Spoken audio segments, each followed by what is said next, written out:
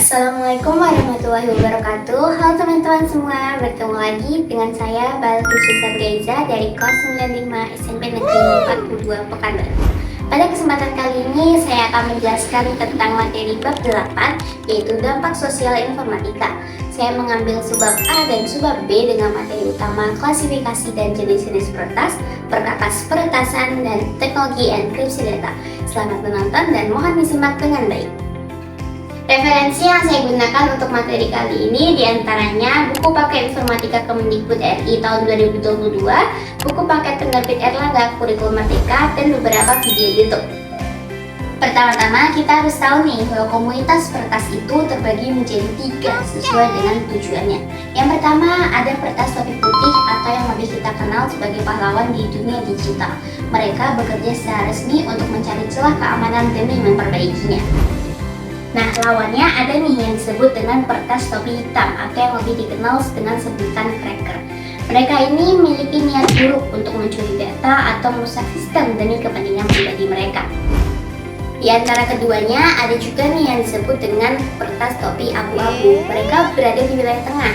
Mereka sering masuk ke sistem orang tanpa izin, tapi tidak memiliki niat buruk untuk mencuri ataupun merusak sistem. Mereka hanya ingin menunjukkan kepada pemiliknya bahwa sistem mereka memiliki kelemahan. Selanjutnya kita masuk ke perkakas peretasan dan jenis serangan malware. Untuk melancarkan aksinya, para peretas ini menggunakan berbagai jenis senjata digital atau yang lebih kita kenal dengan sebutan malware. Jenis yang paling umum adalah virus. Ini adalah program yang menempel pada file lain dan akan merusak sistem kita saat file tersebut kita buka.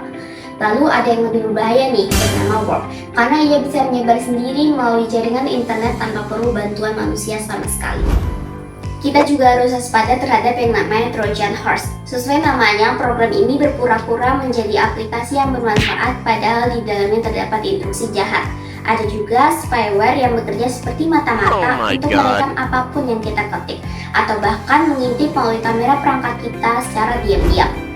Kita juga harus tahu nih bahwa serangan peretas itu tidak selamanya lewat kode rumit, tapi bisa juga menggunakan teknik rekayasa sosial.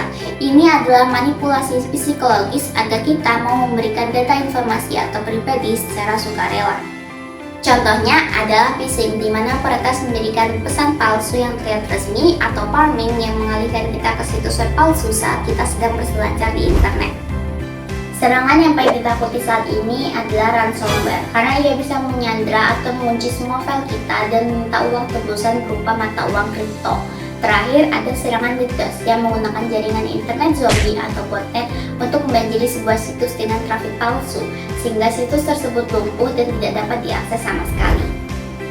Selanjutnya kita masuk ke subbab B, yaitu perkakas perlindungan data dan informasi dengan materi utama yaitu teknologi enkripsi data atau rahasia di balik pesan.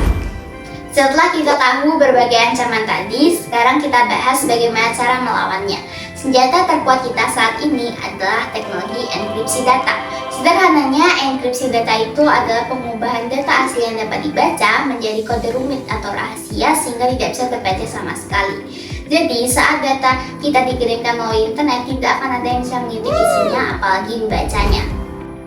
Data yang sudah berubah menjadi kode rahasia ini hanya bisa dikembalikan ke bentuk semula melalui proses yang disebut dengan deskripsi.